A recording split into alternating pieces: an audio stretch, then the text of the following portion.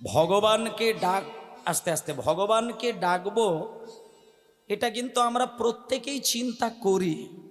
গুরুর কাছে যেদিনকে দীক্ষা নিতে যায় সেদিন মনে মনে কিন্তু একটা চিন্তা আমাদের হয়ে যায় যে গুরুদেব, আমি এতদিনে মন্ত্র সম্পর্কে কিছুই জানতাম না, কিন্তু আজকে আমি বুঝলাম যে মন্ত্র যদি জীবনে ধারণ না করা হয় ততদিনে নাকি হৃদয়ের মন্দিরটাকে নাকি মন্দির করে তোলা যায় না।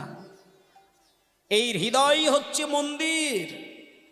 হৃদয় মন্দিরে নিত্যদিন যদি একটু করে জলের ছিটে না পড়ে, একটু করে ধূপের গন্ধ না ছড়ায়, আর একটু করে প্রদীপের আলো যদি কেউ না জ্বালায়, তাহলে হৃদয় মন্দিরটা মন্দির থাকবে না, সেটা গুহায় পরিণত হয়ে যাবে। আপনি একটা বাড়ি তৈরি করলেন, ভালো করে শুনবেন, বাড়ি তৈরি করলেন কিন্তু সেই বাড়িটা 10 বছর ধরে তালা দিয়ে ফেলে রেখে দিলেন।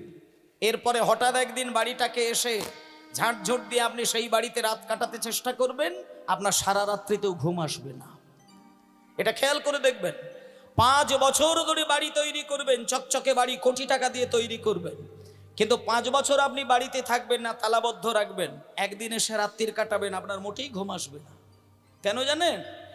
যে বাড়িতে মানুষের দৃষ্টি পড়ে না, যে মানুষের বাড়ির মধ্যে একটু জলের ছিটে পড়ে না, যে বাড়িতে একটু ধূপধুনোর গন্ধ ছড়ায় না, যেখানে নিত্যদিন সন্ধ্যাবেলা প্রদীপ পড়ে না, সেই বাড়িটা বাড়ি থাকলেও ভেতরে গুহা তৈরি হয়ে যায়। আর গুহা যখন তৈরি হয়ে যায়, সেই বাড়িতে দেবতার দৃষ্টি পড়ে না, সেখানে রাক্ষসের দৃষ্টি পড়ে, সেখানে পাশবিক গুণ ছড়িয়ে যায়। আর বাড়ির ভেতরে যদি পাশবিক গুণ, রাক্ষসের গুণ, ভৌতিক কোনো গুণের লক্ষণ পড়ে যায়, প্রেত আত্মা যদি সেখানে বিরাজ করে, সেখানে মানুষ কোনোদিন শান্তিতে ঘুমাতে পারে না।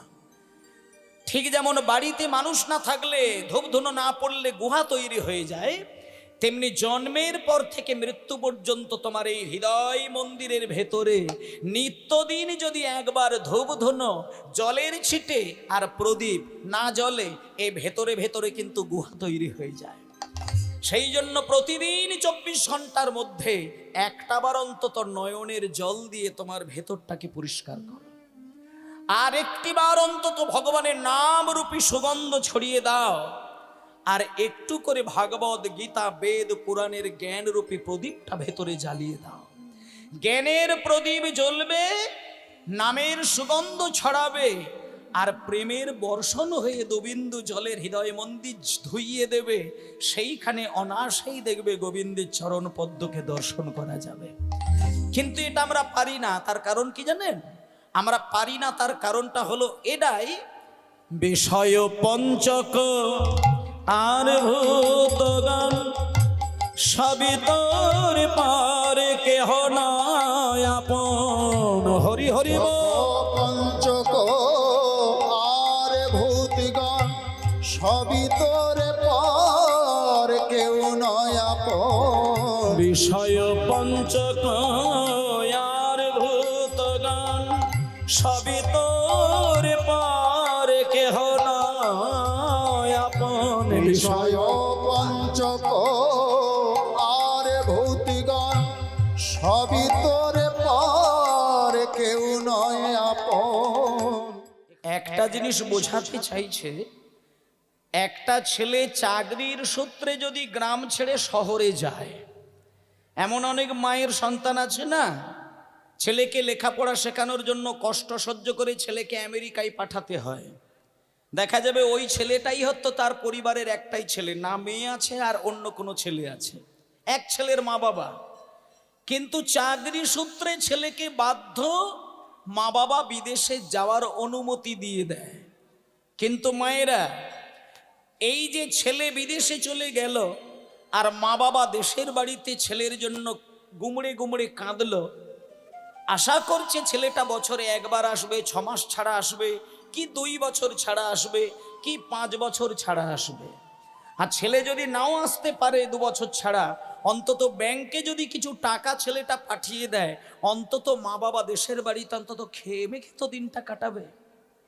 কিন্তু মনে করুন মা, ছেলে যদি বিদেশে গিয়ে চাকরি সূত্রে ঘর ভাড়া নিয়ে সেইখানে যদি একটা মেয়েকে বিবাহ করে, সেই বিদেশের বাড়িতে গিয়ে বিবাহ করে যদি জীবনে কোনোদিন ছেলেটা দেশের বাড়িকে ভুলে যায়, আর দেশের বাড়িতে থাকা তার জন্ম দেওয়া মা বাবাকেও সে ভুলে যায়, তাহলে সেই ছেলের দুর্গতির কোনো শেষ আছে কি? এরকম অনেক বাড়িতে দেখা যায়। এই গানটাতে সেই জায়গাটা বোঝাতে চাইছে যে ওরে, চাকরি সূত্রে বিদেশে গিয়ে বাড়ি ভাড়া করে ভাড়া বাড়িকে ভালোবাসতে গিয়ে নিজের জন্ম দেওয়া মা বাবার নিজের বাড়িকে ভুলে গেলে তার যেমন যন্ত্রণার শেষ নেই, তেমন মায়ার সংসারে এসে নানান মানুষের ভালোবাসায় পড়ে জগৎপতি ভগবানকে ভুলে গেলে তারও যন্ত্রণার শেষ হবে না। তাই তুমি এসেছো সংসারে, কিন্তু দুঃখ নেই, অন্তত সবাইকে ভালোবাসা দাও, কিন্তু 24টা ঘন্টার মধ্যে একটা বার সময় বার করে জগৎপতি ভগবানের একটু যুগল সেবাটা তুমি করে যাও। কিন্তু এটা আমরা করি না। তাই জন্য বলছে, কাম ক্রোধ আধি পথে দোষগান, পথিকের কারে সর্বসমশান। হরি হরি বল। আদি পথে দস্যুগণ, পথিকের কোণে সর্বসহরণ। কাম ক্রোধ আদি পথের দস্যুগণ, পথিকের কারে সর্বসমশান। কাম ক্রোধ আদি পথে দস্যুগণ, পথিকের কোণে সর্বসহরণ। অতি সযতনে রাখো রে প্রহরী, অতি সযতনে রাখো রে প্রহরী। অতি সযতনে রাখো রে প্রহরী, সমদাম দুই জনে মন চল। হরি হরি বল। নিকেতনে মন চল নিজ নিকেতনে, মন চল নিজ নিকেতনে। আচ্ছা মায়েরা, ও মায়েরা, এখানে আসতে দাঁড়াও। এখানে কোন মা দীক্ষা নিয়েছেন? মায়েরা দীক্ষা, দীক্ষা, গুরু দীক্ষা কাদের হয়েছে একটু হাত তুলবেন। ওরে বাবা, তাহলে তো সবাই প্রায় নিয়েছেন। আচ্ছা, দীক্ষা নিয়েছেন, খুব ভালো কথা। প্রত্যেক দিন সকালবেলায় কি মন্ত্র পাঠ করেন? মানে দীক্ষা মন্ত্রটা জপ করেন? করেন তো? করবেন। আর মন্ত্র যেন জীবনে ভুলে গেছেন যেন এরকম না হয়।